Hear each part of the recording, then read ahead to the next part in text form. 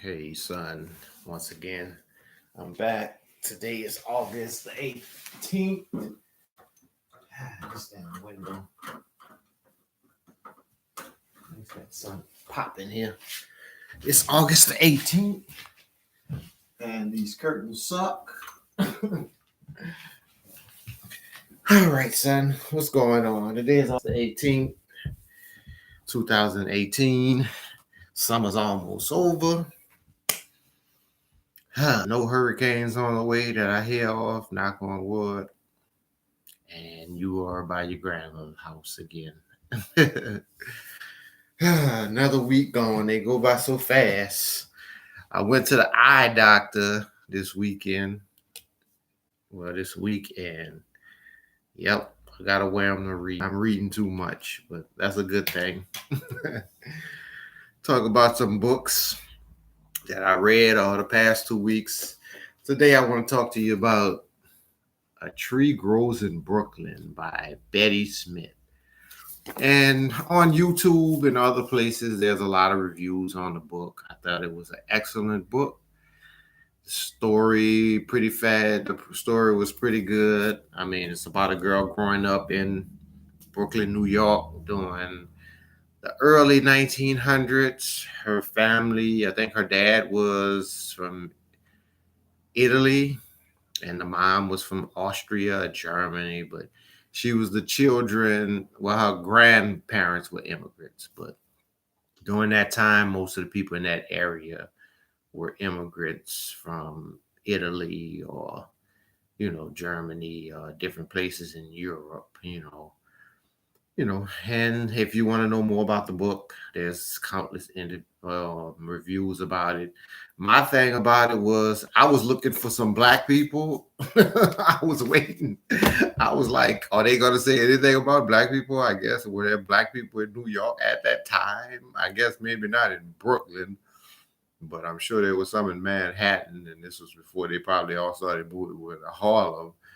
But I think that the thing I had to say about the book is when you think about immigrants coming to this country and making a way and becoming part of the mainstream or whatever that may entail, and you think about the struggles of black people, African Americans that came to New York and came to Los Angeles and different other areas, and you think about their experience compared to this. I mean, this girl, first of all, she had a love for reading, so she could go to the library. A black person wouldn't have been able to do that. You see and hear about their struggles, and a lot of people did struggle. I'm not putting it wrong. I'm not part of the struggle Olympics. I think a lot of everybody has their struggles, but a lot of times when you're talking about, reparations and different things for African Americans, they always say, oh, well, the Irish came over here and they did well and they're not having the problems that you guys have. But when I read a book like this, I just see all the access they had despite being immigrants, and they talk in a part of it, they talked about how a lot of the immigrants, they changed their last names. So, they may have been Irish or whatever, but they changed their last name to sound more like an English last name, and that was an option that black people couldn't do. They talk about the slums that these people grew up in and the schools that they went to and how the children, were looked upon by the middle class and the upper class. But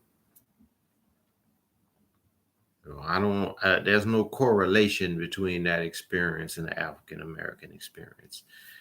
First of all, the African Americans that went to New York from the South, they were already Americans. They had been here 4 or 5 generations. You know what I mean? I mean, just like my mother's family my mother's family been it was in Maryland in 1759 before the United States was even a country. Many of the African Americans were here even before the United States was established. And many came. I mean, the slave trade was outlawed in 1808, so Not too. Most of them were here before then. So it's just funny when I hear people say go back to Africa, you're not American, and most of the time we were here before our family was here before them, generations before.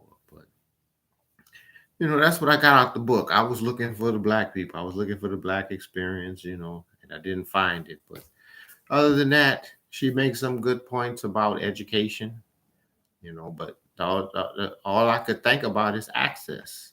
She has access to so many things, you know. And they talked about her and her aunts and how these people were getting married and having children, and her father died, but they all had access. They had access to the club, all these different clubs and the unions. Her father was a union man, and that was something that blacks weren't even allowed to do, join unions. So I don't know. And I'm not usually that guy that's like, oh, black this and black that and black that. But when I read stories about the European immigrants that came to the United States and their struggles, I always tend to think about that. Like, just the access that they had. So, but I don't know. If you want to read it, I think you should. I don't think it's like, to me, it's not one of those books that you must read. I heard about it from a Jay-Z lyric, look, man, a tree grows in Brooklyn, Blueprint 2. You ought to go back and check that out, probably on Tidal. I don't know when you'll see this, but I'm sure all this music will just be on Tidal. You can't listen to it nowhere. But there's a verse, some way, somehow, Jay-Z and Scarface, and he makes a reference to the book. And that's when I saw it, I said, okay, I'm going to give it a chance. But pretty good book, pretty decent book. It talks about how important family is, how important that, your heritage is. Most of these people now, they've blended in. They're all Americans now. I guess you got some that still, trace their roots to this, but I mean, this was years ago and that world's no more. So that's all I thought about that book. Read it if you like. If you're not interested, I don't think it's a must read. So check you later, son.